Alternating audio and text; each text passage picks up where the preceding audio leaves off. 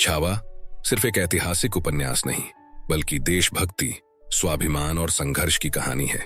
एक ऐसी प्रेरणा है जो हमें बताती है कि असली शौर्य क्या होता है।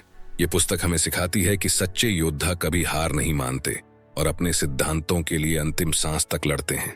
संभाजी महाराज को कई इतिहासकारों ने विवादित रूप में प्रस्तुत किया था, लेकिन इस पुस्तक ने उनकी सच्ची वीरता और बलिदान को सामने लाकर उन्हें एक महानायक के रूप में स्थापित किया।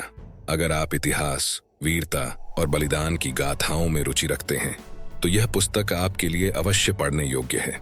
संभाजी महाराज केवल एक योद्धा नहीं थे, बल्कि एक ज्वालामुखी थे, जिन्होंने मुगलों, पुर्तगालियों और अंग्रेजों को अपनी तलवार से कपा दिया था।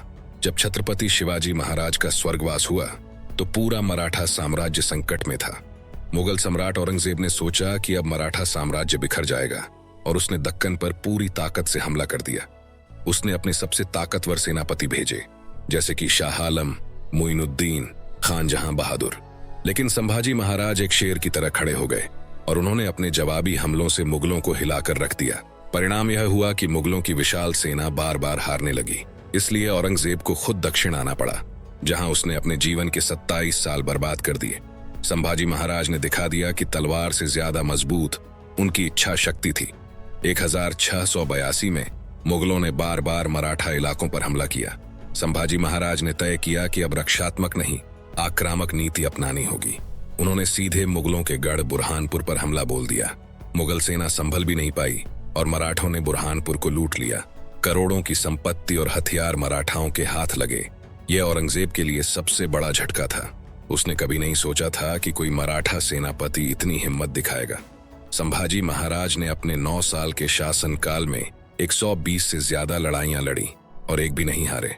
उन्होंने कभी संख्या की परवाह नहीं की, कभी दुश्मन के डर से पीछे नहीं हटे, कभी आत्मसमर्पण नहीं किया। वे कहते थे, युद्ध में या तो जीत होती है या सीख, हार नाम की चीज हमारे लिए नहीं बनी। संभाजी महाराज की वीरता और दृढ़ संकल्प ने मुगल सम्राट औरंगजेब को हमेशा भयभीत रखा। उन्होंने मराठा साम्राज्य को समाप्त करने के लिए कई बार प्रयास किए, लेकिन संभाजी महाराज ने कभी हार नहीं मानी और निरंतर मुगलों से युद्ध करते रहे। लेकिन कहते हैं ना कि घर का भेदी लंका ढाएं, ऐसा ही संभाजी महाराज के साथ भी हुआ। 1689 में अपने ही सरदार गणोजी और कान्होजी शिर्के के विश्वासघात के कारण वे मुगलों के हाथों पकड़े गए। इसके बाद औरंगजेब ने उन पर क्रूरतम अत्याचार किए, जो इतिहास के सबसे अमानवीय घटनाओं में से एक माने जाते हैं। कैसे पकड़े गए संभाजी महाराज? 1689 में जब संभाजी महाराज विशालगढ़ किले में सिर्फ 150 सैनिकों के साथ थे, तब गणोजी और कान्होजी शिर्के, जो पहले मराठाओं के साथ थे, वे मुगलों से मिल गए। उन्होंने उनकी वहां रुकने की सूचना औरंगजेब को दे दी। संभाजी राजे अगर चाहते तो गुप्त रास्ते से वहां से भाग भी सकते थे और जान बचा सकते थे, लेकिन शत्रु को देखकर जो भाग जाएं वो मराठा कहां। वे मुट्ठी भर मराठा शत्रु की प्रचंड सेना से भीड़ गए। तूफानी लड़ाई हुई। मुट्ठी भर मराठों ने मुगलों के सैकड़ों सैनिकों की लाशें बिछा दी, परंतु मुगल सेना ने संभाजी महाराज और उनके सेनापति कवि कलश को अचानक घेर लिया। उन्हें पकड़कर बेड़ियों में जकड़ लिया गया और औरंगजेब के सामने पेश किया गया।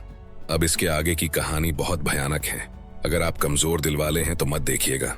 संभाजी महाराज को लोहे की जंजीरों से बांधकर अपमानजनक तरीके से औरंगजेब के सामने लाया गया। उनके सिर पर एक गधे की खाल डाली गई ताकि उन्हें अपमानित किया जा सके। पूरे मुगल शिविर में उन्हें गालियां दी गईं, धिक्कारा गया और उन पर थूका गया। औरंगजेब को उम्मीद थी कि संभाजी महाराज डर कर झुक जाएंगे, उनसे जान की भीख मांगेंगे, इस्लाम स्वीकार कर लेंगे या मुगलों की अधीनता स्वीकार करेंगे। लेकिन उन्होंने ऐसा करने से साफ इनकार कर दिया और उसको इतनी खरी खोटी सुनाई कि वो अंदर से तिलमिला गया। उसने संभाजी महाराज को इतिहास की सबसे भयानक यातनाएं देने का आदेश दिया। 40 दिनों तक संभाजी महाराज को अमानवीय यातनाएं दी गईं और संभाजी महाराज मुंह से एक भी चीख निकाले बिना सब सहते चले गए। संभाजी महाराज, जिनको लाखों मराठा अपना भगवान मानते थे, उनको पूजते थे और आज भी पूजते हैं, उनके साथ इतना अमानवीय व्यवहार किया गया कि मुझे बताने में भी शर्म आती है। लेकिन बताना तो पड़ेगा ताकि लोगों को पता चले कि ये स्वराज ऐसे ही नहीं मिला है। उसके पीछे अमर बलिदान की कितनी बड़ी संघर्ष गाथा छिपी हुई है। उनके पूरे शरीर पर जलते हुए कोयले रखकर उनके पूरे बदन को जलाया गया। उन्हें भूखा प्यासा रखा गया और तो और उनके शरीर के जख्मों पर नमक लगाया गया। उनके हाथों और पैरों के नाखूनों को एक एक करके नोच नोच के उखाड़ा गया और उंगलियां एक एक करके तोड़ दी गईं। फिर उनके शरीर की चमड़ी को लोहे के चिमटे से उखाड़ा गया औरंगजेब उनकी नजरों को झुका हुआ देखना चाहता था, लेकिन उनकी नजरों को झुका नहीं पा रहा था। इसलिए उनकी आंखों में लोहे की गर्म सलाखें डाली गईं और उनकी आंखें निकाल दी गईं। आंखें तो निकाल ली, लेकिन संभाजी महाराज की जीभ अभी भी चल रही थी, जो औरंगजेब के दिल पर तलवार से भी गहरे घाव कर रही थी। उसने आदेश दिया कि संभाजी की जीभ को काट दिया जाए। मुगल सैनिकों ने उनकी जीभ काट दी। नजरें झुका नहीं पाया तो आंखें निकाल ली, जबान रोक नहीं पाया तो जीभ काट दी, और घुटने झुका नहीं पाया तो उनके घुटनों की टोकरियां तक निकाल ली। ये सारी यातनाएं 40 दिन तक चलती रहीं। संभाजी महाराज एक भी चीख निकले बिना सब सहते गए। उसने ऐसी कोई भी यातनाएं नहीं छोड़ी जो उनको दी ना जा सके। फिर भी संभाजी महाराज का सर उसके सामने झुकने के लिए तैयार नहीं था। उनका सर आज भी वैसे गर्व से खड़ा था जैसे पहले दिन था। सर झुका नहीं पाया, इसलिए आखिरकार उसने संभाजी महाराज का सर काटने का आदेश दिया। अंत में 11 मार्च 1689 को उनका सिर धड़ से अलग कर दिया गया।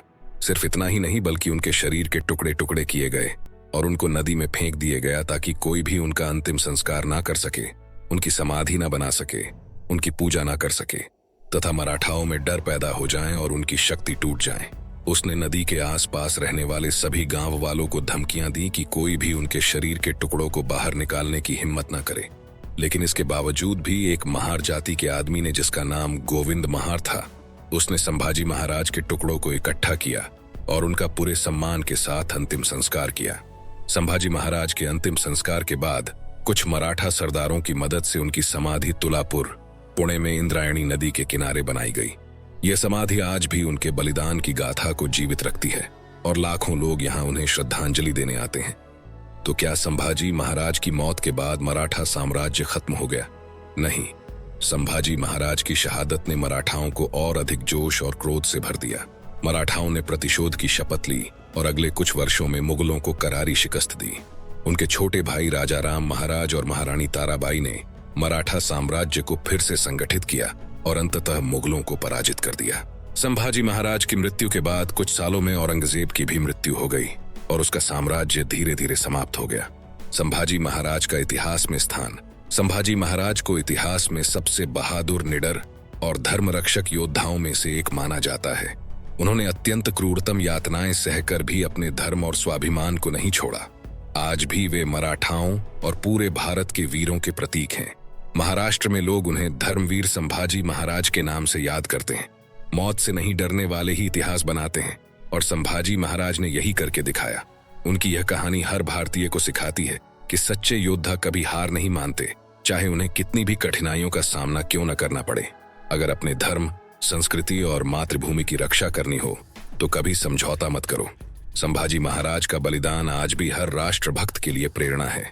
उनका साहस, निडरता और स्वराज के प्रति उनकी निष्ठा अनंत काल तक याद की जाएगी।